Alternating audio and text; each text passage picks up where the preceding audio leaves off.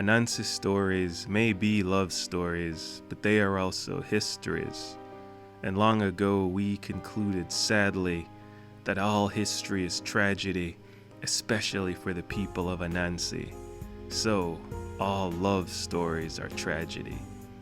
But tragedy, love, death, sadness, these are just inventions in our search for simplicity. We are but low creatures seeking to make sense of a world that does not function logically. Hello again, dear listener. I remain not history, but an interloper. For this two-part epilogue, I am your humble narrator. So I really must insist that you listen to part 1 and then this part after. But this is no time for a palaver. Let us resume our love story, our fantasy, our disaster. Last we spoke of Calla and Luke, about whose passions Ezekiel eventually discovered the truth. Still, he did not know for sure, and he was no brute. Maybe he suspected, but he needed proof. If he acted hastily, his father would disapprove. Performing slaves are far too valuable to lose. He was, however, almost driven crazy when he searched her room and found letters written so passionately that for a moment he cursed the life that made her his property, instead of just a woman about whom he could also wax poetically. He begged her for a name, and he promised mercy. It is a testament to his kindness that he only tried to persuade her mind and not her body.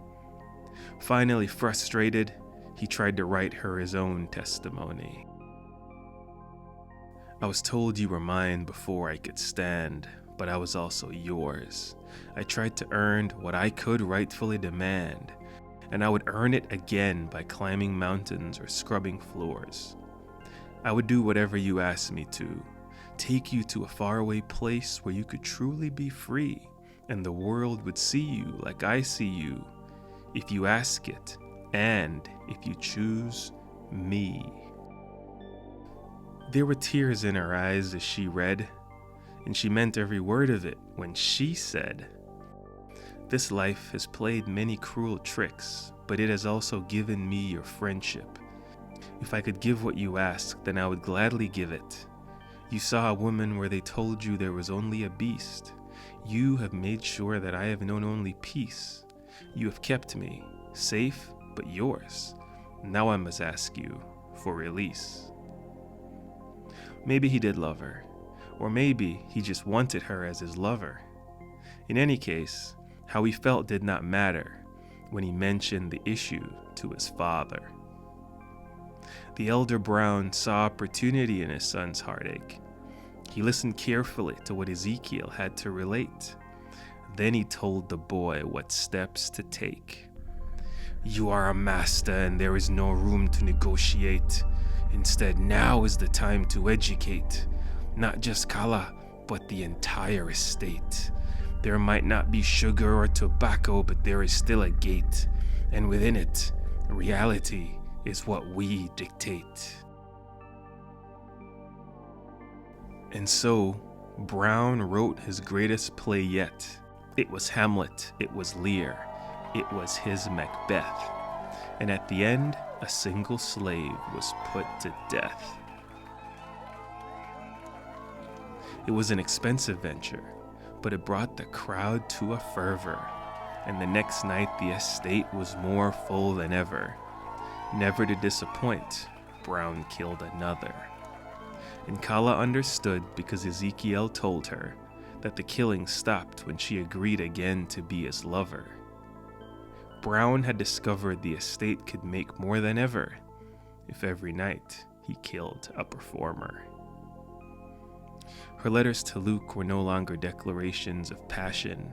Instead, they were somber warnings of one who had started to reckon that following her heart would only lead to destruction. They told me I was his before I understood, and he told me he was mine before he took me.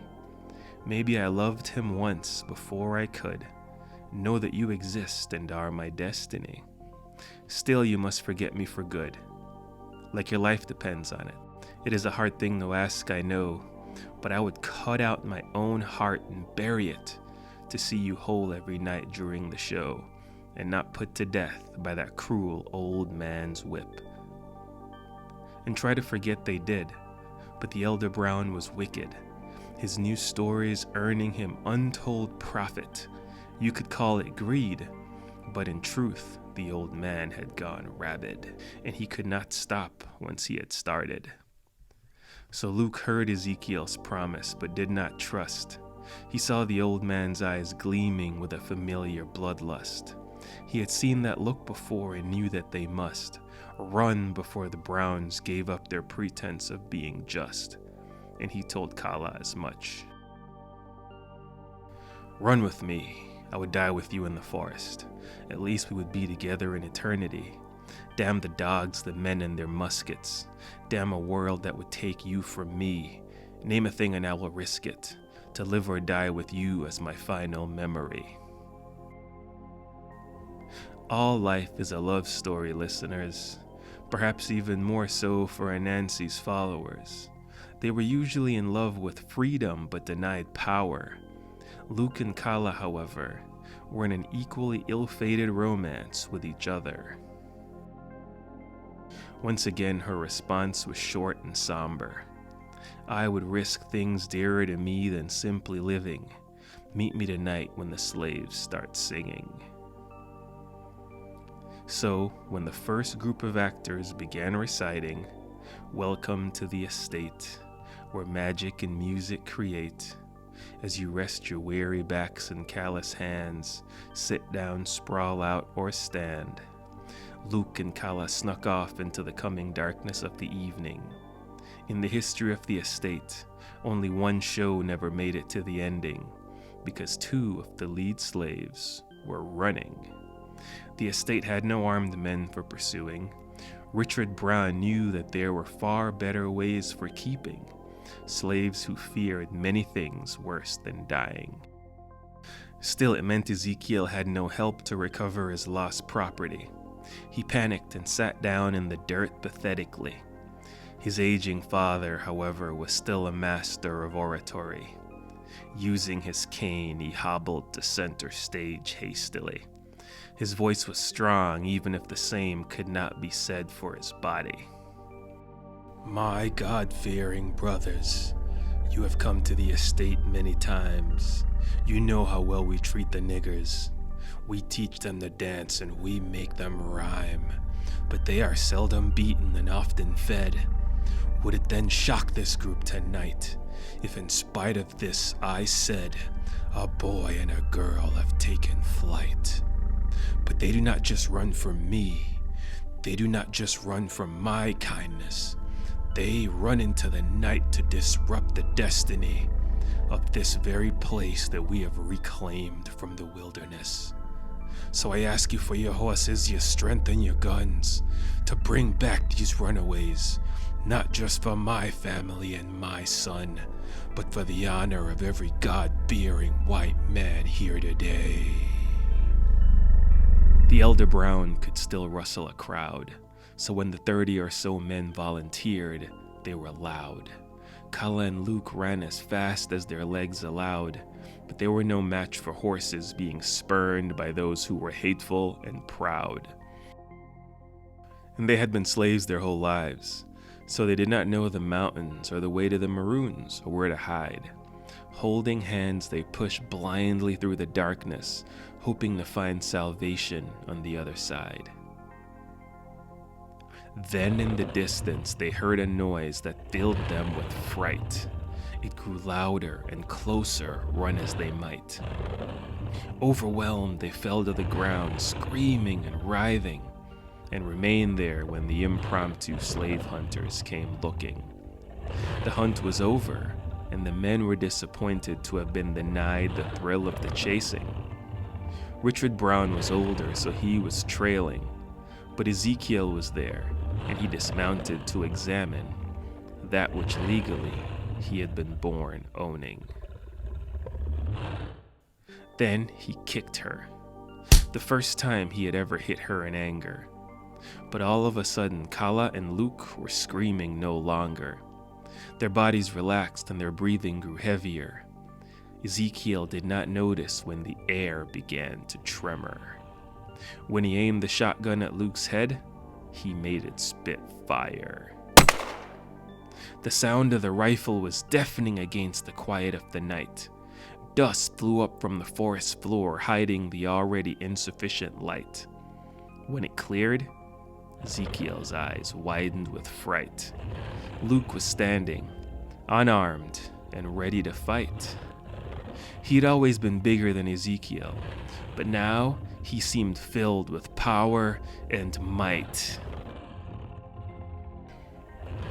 Luke's once brown eyes were now black, the teeth in his mouth stretched out menacingly like a trap.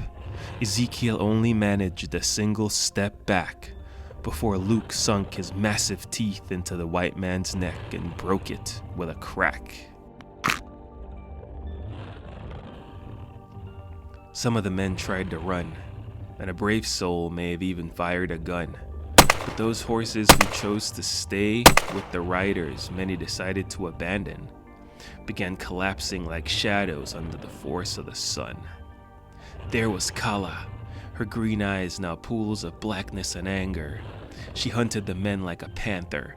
A few of them escaped, but when it was all over, Calla and Luke were covered in the blood of their pursuers.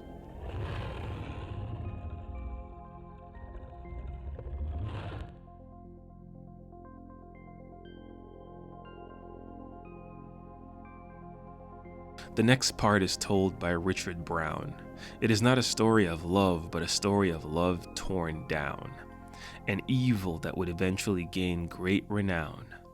Richard Brown was many wicked things, but he was also a thespian, so he wrote it down.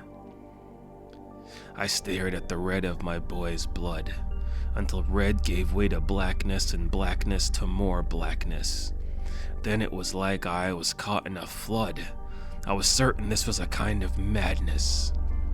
I heard something say my name, or maybe I just knew something wanted my attention. The darkness gave way to a single flame, and what I saw made me regret reclaiming my vision. Red robes flowed all around it, a face hidden in shadow, a clawed hand like a gnarled stick. Glowing eyes made it hard to swallow. I understood its offer. Give it the thing that was already in pain. Swap a soul to be stronger and live longer. To visit vengeance on those who had destroyed my name. Calla and Luke lived for a while in the forest.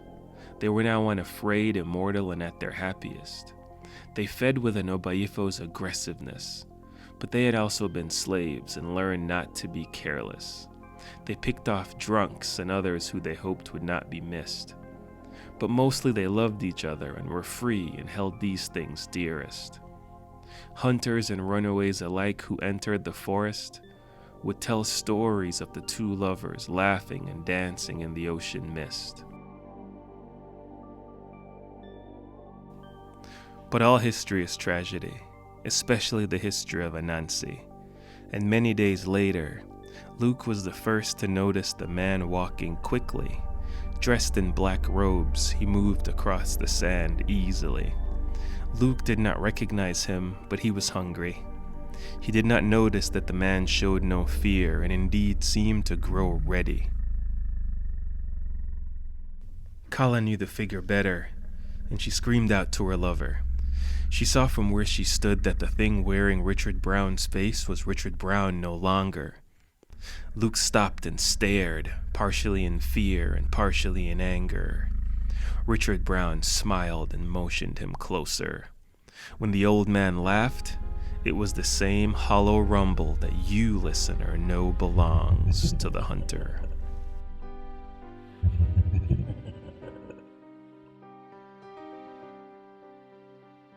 Hello, dear listeners. This is the end of the first season. If you've hung around for this long, then thank you. If you just stumbled across this episode on your podcast player of choice, then thank you as well. There are many more stories about the people of Anansi that I hope to share with you in the future.